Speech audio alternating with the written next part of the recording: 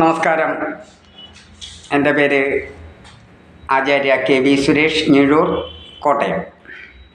വിശ്വബ്രാഹ്മണ ആചാര്യ സംഗമ മഹായജ്ഞത്തിൻ്റെ സംസ്ഥാന കോർഡിനേറ്ററും വിശ്വബ്രാഹ്മണ ആചാര്യ സമിതിയുടെ സംസ്ഥാന അധ്യക്ഷൻ, ഒരു എളിയ സേവകനുമാണ്.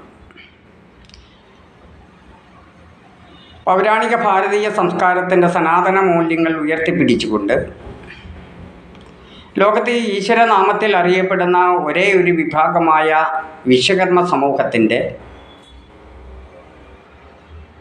ആത്മീയ പരിവർത്തനത്തിന് വേണ്ടി ലക്ഷ്യം വെച്ചുകൊണ്ട് വിശ്വബ്രാഹ്മണ ആചാര്യ സംഗമ മഹായജ്ഞം എന്ന ഒരു ബൃഹത്തായ പദ്ധതിക്ക് രൂപരേഖ നൽകിയിരിക്കുകയാണ്. അതിൻ്റെ ആദ്യത്തെ സംഗമം മധ്യ കേരളത്തിൽ കോട്ടയത്ത് ജൂലൈ 14-ന് സംഗമം നടത്തുകയും സെപ്റ്റംബർ 29-ന് എറണാകുളം ജില്ലാ സംഗമവും കഴിഞ്ഞിരിക്കുന്നു. നവംബർ മാസം 17-ാം തീയതി തൃശ്ശൂർ സംഗമം തൃശ്ശൂർ അയ്യന്തോളിൽ നടക്കപ്പെടുകയാണ്. ആ സംഗമത്തിലേക്ക് വിശ്വകർമ്മ സമുദായ സ്നേഹികളായ, സംഘടനാ സ്നേഹികളായ എല്ലാ വിശ്വകർമ്മജരെയും ഹാർദവുമായി ക്ഷണിച്ചുകൊള്ളുന്നു. എന്താണ് വിശ്വബ്രാഹ്മണ ആചാര്യ സമിതിയുടെ ലക്ഷ്യം? നമുക്കറിയാം, ഇന്ന് കേരളത്തിലെ ജനസംഖ്യയിൽ 2-ാം സ്ഥാനത്ത് നിൽക്കുന്ന വിശ്വകർമ്മ സമൂഹത്തിൻ്റെ ഇന്നത്തെ അവസ്ഥ ഒന്ന് പരിശോധിക്കുമ്പോൾ വളരെ പിന്നിലാക്കപ്പെട്ട ഒരു സമൂഹമായി വിശ്വകർമ്മർ മാറിക്കഴിഞ്ഞിരിക്കുന്നു. ഇവിടെ ഭരിക്കുന്ന രാഷ്ട്രീയ അധികാരവർഗങ്ങൾ ഈ വിശ്വകർമ്മ സമൂഹത്തെ അവഗണിക്കുന്നു എന്ന യാഥാർത്ഥ്യബോധത്തെ ഉൾക്കൊണ്ടുകൊണ്ടും വിശ്വകർമ്മർ ഇന്ന് നേരിട്ട് കൊണ്ടിരിക്കുന്ന അവഗണനയും അവരുടെ സമൂലമായ സമസ്ത മേഖല പരിശോധിക്കുമ്പോഴും വളരെ പിന്നിലാക്കപ്പെട്ട ഈ സമൂഹത്തെ എങ്ങനെ കരകയറ്റാം, എങ്ങനെ അതിനെ രക്ഷിച്ചെടുക്കാം എന്നൊരു ചിന്തയിലൂടെയാണ് ആചാര്യ സംഗമ മഹായജ്ഞം എന്ന പദ്ധതി രൂപരേഖ നൽകിയത്. നമുക്കറിയാം,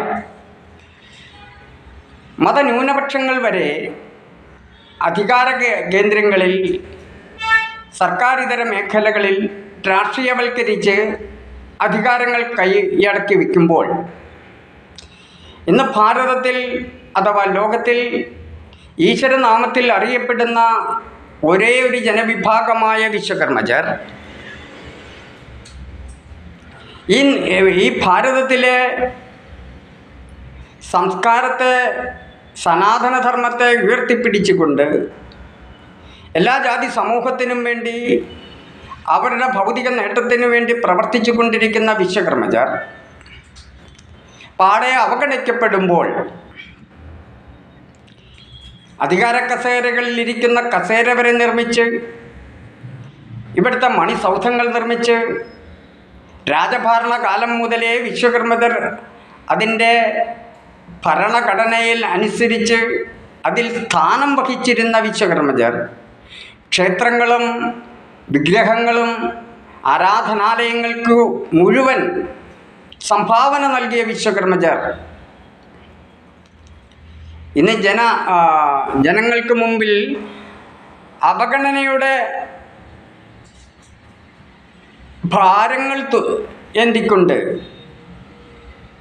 വളരെ പിന്നിലാക്കി നിൽക്കുമ്പോഴാണ് ആചാര്യസമിതി ആധ്യാത്മിക തലത്തിലുള്ള വിവിധ മഠങ്ങളെയും വിദ്യാപീഠങ്ങൾ പോലെയുള്ള ആത്മീയ പ്രസ്ഥാനങ്ങളെയും വിവിധങ്ങളായ വിശ്വകർമ്മ സമുദായ സംഘടനാ ഭാരവാഹികളെയും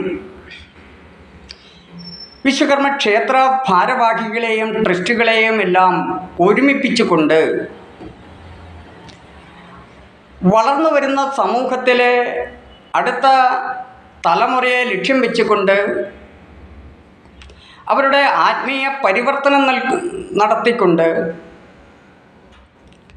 സമസ്ത മേഖലയിലും ഉന്നമനത്തിനു വേണ്ടി അക്ഷീണം പ്രയത്നിക്കുക എന്നുള്ളതാണ് ആചാര്യ സമിതിയുടെ പ്രഥമമായ ലക്ഷ്യം. അതിനുവേണ്ടി ആചാര്യ സമിതി, ഉപദേശക സമിതി,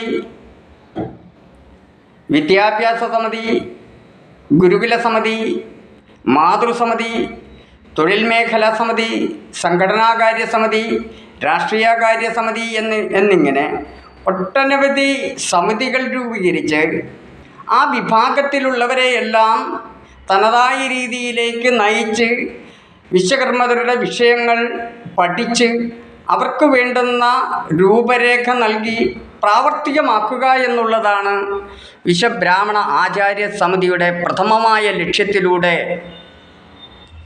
നമ്മൾ ലക്ഷ്യം വയ്ക്കുന്നത്. ആ ലക്ഷ്യത്തിലേക്ക് എത്തണമെങ്കിൽ സംഘടനാ വ്യത്യാസമില്ലാതെ, രാഷ്ട്രീയ വ്യത്യാസമില്ലാതെ എല്ലാ വിശ്വകർമ്മ സഹോദരങ്ങളും നാം ആരാണ് എന്ന് മനസ്സിലാക്കി, നമ്മുടെ ധർമ്മം എന്താണ് എന്ന് മനസ്സിലാക്കി ആചാര്യ സമിതിയോട് ചേർന്ന് നിന്നുകൊണ്ട് രണ്ടാം ഭാരതയുദ്ധത്തിന് കളമൊരുങ്ങുന്ന തരത്തിലുള്ള പ്രവർത്തനങ്ങൾക്ക് ഭാഗഭാക്കാകണം. അത് നമ്മുടെ അടുത്ത വരും തലമുറയ്ക്ക് വിശ്വകർമ്മജൻ എന്ന നാമത്തിൽ അറിയപ്പെടുന്നതിന് വേണ്ടിയുള്ള പ്രയത്നത്തിൽ പങ്കാളികളായിക്കൊണ്ട് തന്നെ എല്ലാവരും നവംബർ മാസം 17-ാം തീയതി നടത്തുന്ന തൃശ്ശൂരും ആ സംഗമത്തിൽ പങ്കെടുക്കണം. കേരളത്തിലെ 14 ജില്ലകളിലും സംഗമം നടത്തി വിശ്വകർമ്മജർ ഒരു തൊഴിൽശാലയിലെ തൊഴിലാളികൾ മാത്രമല്ല, ഈ ലോകത്തിലെ സകല ചരാചരങ്ങൾക്കും വേണ്ടുന്ന, ഈ സമൂഹത്തിലെ സർവ്വജനതയ്ക്കും വേണ്ടുന്ന സർവ്വതും സൃഷ്ടിക്കപ്പെടുന്ന വിശ്വകർമ്മ സമൂഹം ഇന്ന് ശ്രേഷ്ഠ സമൂഹമാണെന്ന് ഈ ലോകത്തോട് വിളിച്ചു പറയുന്ന ആ ധർമ്മയുദ്ധത്തിൽ എല്ലാ വിശ്വകർമ്മജരും പങ്കെടുക്കണമെന്ന് വിനീതമായി അഭ്യർത്ഥിച്ചുകൊണ്ട് എല്ലാവർക്കും നന്മ വരട്ടെ, ലോകത്തിന് സുഖം ഭവിക്കട്ടെ, എല്ലാ വിശ്വകർമ്മജനും ഉണർന്നു പ്രവർത്തിക്കുവാൻ ജഗദീശ്വരൻ അനുഗ്രഹിക്കട്ടെ എന്ന് മാത്രം പ്രാർത്ഥിച്ചുകൊണ്ട് നിർത്തുന്നു. നന്ദി, നമസ്കാരം.